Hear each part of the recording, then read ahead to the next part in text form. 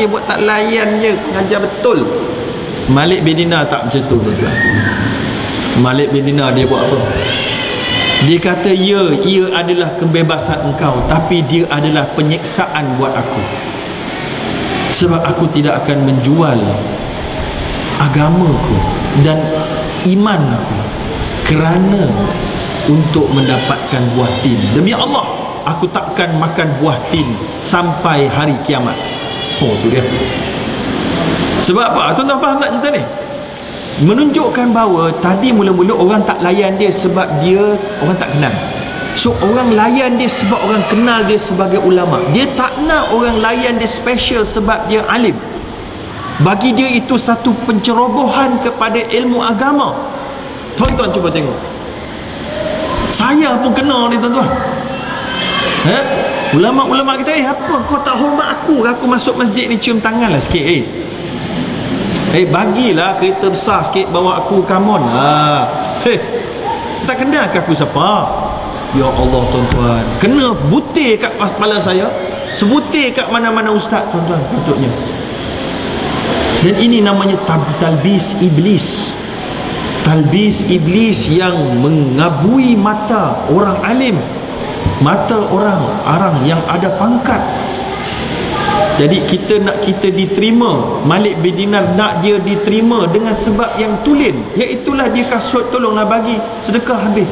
Bukan sebab jawatan dia, bukan sebab ilmu dia, bukan sebab kealiman dia, bukan sebab gelaran dia. Hebat, tuan-tuan. Inilah yang kita nak tunjukkan takwa dan waraknya para ulama dahulu, tuan-tuan, ya. Baik. Yang seterusnya,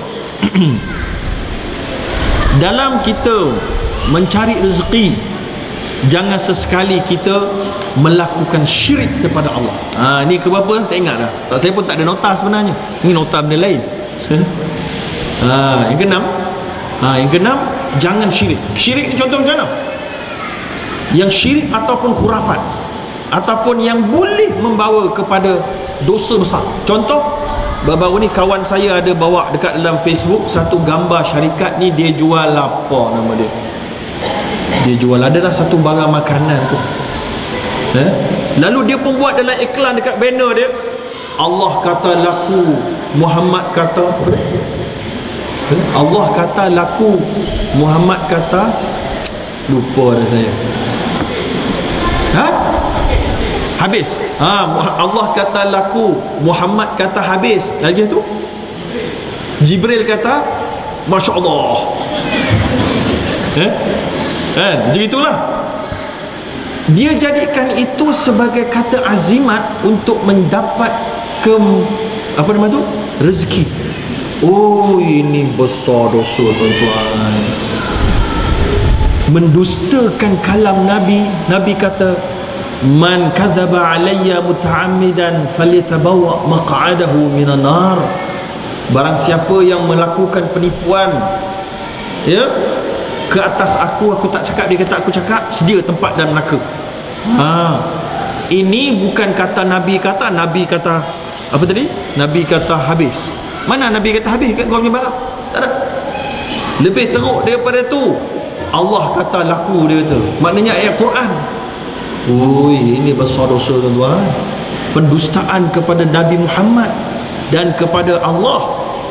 Ni kalau saya dalam JAKIM ni, saya nak bawa dalam JAKIM ni, tuan. Bagi haram produk ni, tuan. Tapi lepas tu dia minta maaf lah. Tak kira lah minta maaf pun, kau ingat betul-betul. Ini satu kesalahan yang sangat besar. Yang pertama. Yang kedua, kesalahan dalam bab ini, letak ni tangkal-tangkal dekat kedai ni. Ya Allah. Ada tangkal air Zam-Zam lah, ada tangkal ayat 1000 dinar lah, ada tangkal kain ihram yang dicampak kena dekat Kaabah lah. Macam-macam benda. Nasib baiklah dekat Bukit Safa dengan Marwah tu, dia dah gam batu. Kau tak gam, habis jadi tangkal orang. Tak nak bagi, dia digam kan. Mana boleh ambil? Tak boleh ambil. Dia dah gam dah. Ini syirik, tuan-tuan. Nabi kata, man 'allaqa tamimatan faqad asyrak. Siapa yang menggantungkan tangkal, dia telah syirik. So antara tangkalnya adalah ni benda-benda ni. nak melariskan jualan pelaris ayat pelaris ni. Dalam Islam pelarisnya adalah amanah dan kualiti. Habis cerita, sedap habis. Itulah amanahnya. Rasulullah laris jualannya kerana amanah, kualitinya bagus. Ya, Rasulullah tak ada baca ayat 1000 dinar. Kalau tuan-tuan nak baca ayat tu untuk pedoman supaya bertakwa, tak apa, faham ayat tu apa. Wa may yattaqillaha yaj'al lahu makhraja wa yarzuqhu min haitsu la yahtasib. Faham apa maksud dia? Siapa yang berterusan bertakwa kepada Allah, akan diberikan baginya jalan keluar dan rezeki daripada sumber yang dia tidak ketahui dan sangka-sangka. Maknanya berterusan bertakwa, bukan berterusan gantung. Tapi tak bertakwa, semalam solat pun tinggal. Jangan menangkal-nangkal tuan-tuan. Jangan kerana rezeki kita masuk neraka, na'udzubillah. Yang ketujuh, jangan kerana rezeki kita masuk neraka juga kerana dengki. Baru saat ni kat airport tadi saya beli satu buku. Tajuk dia Biografi Tan Sri Said Mukhtar Al-Bukhari. Saya tempatlah baca sikit tadi sebelum datang masjid. Dia kata, pada awal-awal meniaga saya mengikut nasihat orang Cina, iaitulah apa-apa share yang ada dalam syarikat jangan guna nama sendiri, dia kata. Sebab orang cepat hasad dan cemburu dan dengki. Lalu saya gunakan semua atas nama penama-penama, nomini. Orang tak tahu mana saya punya syarikat. Tapi bila mana syarikat makin besar, lalu disenaraikan awam, public listed, tak boleh lagi guna nomini dalam semua keadaan. Sebab dia akan memberi kesan kepada naik turun saham syarikat. Terpaksa guna nama dia. Lalu orang pun mula kira dia punya share, jadilah dia naik nama sebagai bilioner. Ini cerita betul tuan-tuan, iaitulah kita cepat dengki. Kerana rezeki kita dengki kepada rezeki orang. Nabi ajar kita dalam bab dunia, unzuru ila man huwa duna, tengoklah kepada orang yang kurang daripada kamu. Dalam bab akhirat, tengok orang yang lebih atas daripada kamu, supaya kalau kita tengok orang kurang daripada kita, kita bersyukur. Dan kalau kita tengok orang lebih atas daripada kita, kita berusaha untuk lebih baik, menjadi alim dan menjadi lebih takwa sebagaimana orang yang lebih atas daripada kita. So jadi ini adalah penting, kerana bila seseorang itu dengki, dia boleh pergi jumpa homo, dia boleh jadi zalim, dia boleh gunakan sihir untuk tak nampakkan geraikan restoran orang sebelah, dia boleh letak racun, dia boleh sabotaj, macam-macam dosa yang bertambah-tambah, yang kalau dia mati tak minta maaf, berat tuan-tuan. Semacam Nabi kata, manil muflis? Nabi tanya pada sahabat, siapakah orang muflis? Siapa tahu? Nabi tanya dalam dialog dan kuis dengan para sahabat. Maka sahabat-sahabat kata, man la dirhamalahu wala mata. Man la dirhamalahu wala mata. Orang muflis adalah orang yang tak ada satu dirham pun dan tak ada barang pun dia dalam hidup. Nabi kata salah. Orang muflis adalah orang yang puasa, orang yang solat, orang yang zakat, orang yang pergi buat haji, orang yang pergi buat umrah, tapi dia buat zalim ke orang. Fadaraba hadha wa syatama hadha, dia pukul orang ini, dia cela orang ini, dia fitnah orang itu, dia maki orang ini. Lalu dia mati, Allah pun ambil mangsa-mangsa dia punya dosa bagi kat dia. Ya? Bukan. Yang pertama, Allah ambil pahala dia bagi pada mangsa. Kemudian dah habis pahala dia, dah habis, tak boleh lah ambil pahala mangsa bagi kat dia, dia pun jadi muflis. Dan kemudian dilontar dalam neraka. Inilah dia tuan-tuan, jangan kerana rezeki masuk neraka. Baik, habis 7 cukup. Sekarang kita nak masuk kepada jangan kerana rezeki kita terlibat di dalam benda-benda haram yang ada di sekeliling kita. Yang pertama, jangan terlibat dalam riba. Ini benda biasa saya sebut ni. Riba itu dosanya sama dengan perang dengan Allah dan Rasulnya. Fa illam taf'alu fa'dhanu biharbin minallahi wa rasuli. Kalau kamu degil, kamu akan berperang dengan Allah dan Rasulnya. Di manakah riba? Riba dalam pembelian rumah. kita beli rumah dengan bank konvensional, kita bayar 200,000, kita pinjam 200,000, kita bayar balik 200,000, campur BLR tolak 2%. Itu riba, sebagaimana disebut dalam hadis yang disebutkan kullu qardin jarra naf'an fahuwa riba. Setiap pemberian pinjam oleh perbankan, oleh individu, oleh institusi yang mensyaratkan pulangan lebih, itu adalah riba. So riba jenis ini ada dalam beli rumah yang buat pinjaman dengan bank konvensional, ada dalam pembelian kereta, kita bayar, kita pinjam dekat bank konvensional, kita bayar balik dengan lebih, riba dalam kereta pula. Riba dalam kad kredit, perempuan dan tuan-tuan ada kad kredit, tuan-tuan guna kad kredit walaupun bayar on time, sebahagian besar ulama kata riba tetap telah berlaku.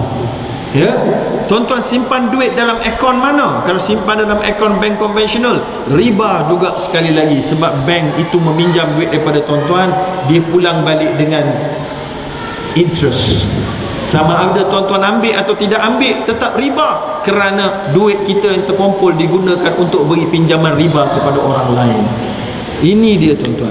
Yang seterusnya, insurans. Tuan-tuan ada insurans nyawa, insurans kesihatan, medical insurance, insurans kereta, insurans rumah. Kalau namanya insurans, sama ada investment link insurans ke apa benda insurans, semuanya dia difatwakan oleh OIC International Fee Academy sebagai haram kerana judi dan kerana riba. So kena batalkan semua insurans. Ada berani? Tuan-tuan, saya dah kata tadi, ibadat senang tuan-tuan. Nak batalkan insurans tenganga, tak keluar gigi palsu tuan-tuan, dengar tu. Sebab dah tua-tua ni, kalau tak ada insurans ni, nak ambil takaful, mana ada takaful nak terima?